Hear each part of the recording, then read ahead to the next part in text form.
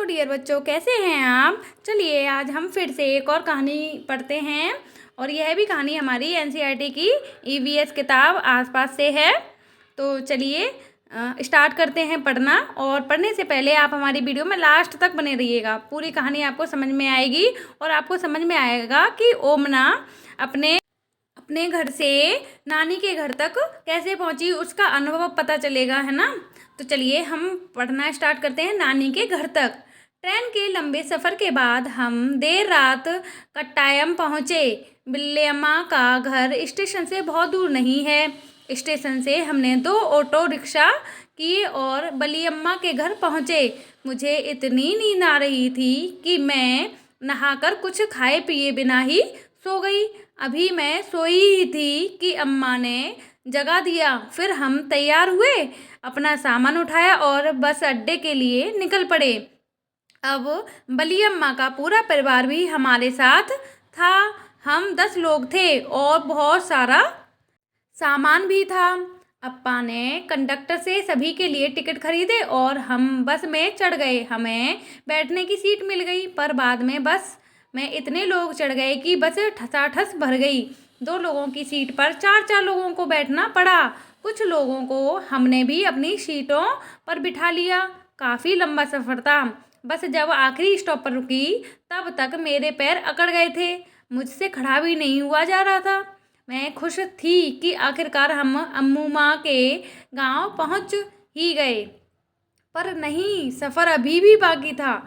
बस ने हमें जहाँ उतारा वहाँ एक तरफ पानी ही पानी था। अम्मा ने दूर पानी के पार इशारा किया जहाँ अम्मू माँ का घर था और कहा, वो देखो, हमें वहाँ पहुँचना है। पर हम वहाँ कैसे पहुँचेंगे? मैंने सोचा। अभी मैं यह सोच ही रही थी कि पानी के पार कैसे जाएंगे कि तभी एक बड़ी सी नाव किनारे पर रुकी। अम्मा बोली, लो फेरी, लो फेरी आ गई। फेरी में से बहुत सारे लोग उतरे। स्कूल के बच्चे, औरतें, आदमी सभी अपना अपना सामान लिए थे। अम्मा ने बताया कि वहाँ पर नानी के दूसरी तरफ जाने के लिए केवल फेरी का ही इस्तेमाल होता है। जैसे ही फेरी खाली हुई, चढ़ने वालों की भीड़ लग गई। सभी को चढ़ने से पहले किराया भरना था। देखते ही देखते फेरी भर गई और पानी पर चल पड़ी। मैं तो रेलिंग के पास ही खड़ी आसपास देखती रही। फेरी तेजी से पानी पर फिसल रही थी, जिससे आसपास का पानी उछल रहा था। किनारे पर नारियल के पेड़ कतार में लगे थे। वहीं किनारे पर कहीं लोग नहा रहे थे और कहीं मछली पकड़ रहे थे। कुछ लोग कपड़े भी धो रहे थे।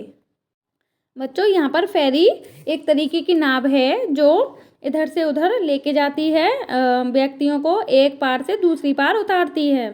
तो यहाँ पे जाना था अम्मू माँ के घर पे। किसको जाना था? ओमना को।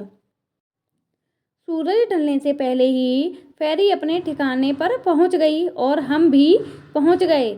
अम्मू माँ के घर इतने लंबे पर मज़ेदार सफ़र के बाद ओमना ट्रेन से उतरने के बाद कई वाहनों में बैठी। क्या तुम्हें उनके नाम याद हैं? हाँ, ट्रेन से उतरने के बाद वो बस में बैठी थी, फिर ऑटो में, ऑटो के बाद फेरी में बैठी थी। तुम किन किन वाहनों में बैठे हो? मैं तो भाई ट्रेन में, बस में, रिक्शे में, ऑटो में, साइकिल पे, मोटरसाइकिल पर, सब पे बैठी हूँ, बस हवाई जहाज़ को छोड़कर। आप बताइए हमें कमेंट में, तुम्हें सबसे ज़्यादा मज़ा किस वाहन में सफ़र करने पर आया और क्यों? मुझे सबसे अच्छा ट्रेन में सफ़र करने पर लगता है। ओमना इलाहाबाद में 16 मई को चली थी। अम्मू माँ के घर पहुँचने में उसे कितने घंटे लगे? उसको 2-3 दिन लगे थे। नेक्स्ट, क्या तुम कभी लंबे सफ़र पर गए हो? कहाँ गए हो? हाँ, मैं भी गई हूँ। आप बताइए आप कमेंट में कि आप कहाँ गए हैं बहुत से लंबे सफ़र पे। उस सफ़र पर तुम किन किन वाहनों पर बैठे थे, उनके नाम लिखिए और कमेंट में बताइएगा। तुम्हारे सफ़र में कितना समय लगा था? कमेंट में बताइएगा।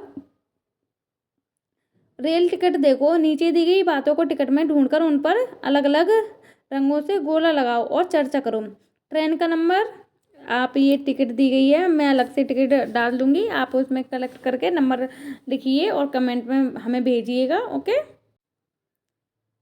रेलवे टाइम टेबल में से हमें बहुत सी जानकारी मिलती है, जैसे ट्रेन किस स्टेशन पर किस समय पहुंचेगी, किस समय स्टेशन छोड़ेगी, कितनी दूरी तय करेगी आदि। हम किसी भी रेलवे स्टेशन से रेलवे टाइम टेबल खरीद सकते हैं। ओमना ने जिस ट्रेन में सफ़र किया उसके टाइम टेबल का कुछ अंश देखो, समझो और नीचे दिए गए प्रश्नों को उत्तर दो। तो बच्चों आपको यह देखना है और हमें कमेंट में बताना। तो बच्चों आपको लिस्ट देखने के बाद आंसर देने हैं इनके, और आप हमें कमेंट में बताना है कि आंसर क्या है। और आप हमें यह भी बताइएगा कि आपको ओमना के सफ़र से क्या क्या जानकारी मिली और ओमना की कहानी कैसी लगी। आप भी डायरी लिखिए और अपना अनुभव शेयर करिए।